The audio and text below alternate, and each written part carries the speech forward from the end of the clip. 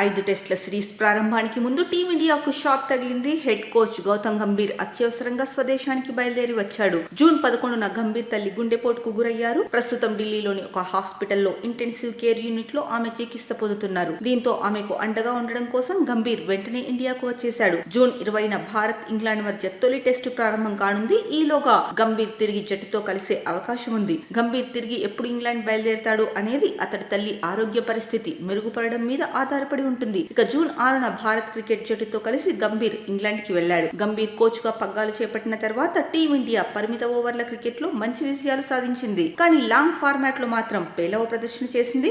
సొంత గడ్డ మీద న్యూజిలాండ్ చేతిలో సిరీస్ వైట్ వాష్ కు గురైన భారత్ ఆ తర్వాత ఆస్ట్రేలియా గడ్డపై బోర్డర్ గవాస్కర్ ట్రోఫీని కోల్పోయింది. దీంతో WTC ఫైనల్ కు అర్హత సాధించలేకపోయింది. ఇంగ్లాండ్ తో జరగబోయే 5 టెస్టుల సిరీస్ టీమిండియాకు మాత్రమే కాకుండా హెడ్ కోచ్ గంభీర్ కు కూడా ఎంతో కీలకమైనది. ఇంగ్లాండ్ తో టెస్ట్ సిరీస్ కు ముందు కెప్టెన్ రోహిత్ శర్మ టెస్ట్లకు గుడ్ బై చెప్పగా విరాట్ కోహ్లీ సైతం అదే బాటలో నడిచిన సంగతి తెలిసిందే. దీంతో భారత టెస్ట్ కెప్టెన్ గా శుభ్మన్ గిల్ కు బాధ్యతలు అప్పగించారు. రిషబ్ పంత్ కు వైస్ కెప్టెన్సీ పగ్గాలు అప్పచెప్పారు.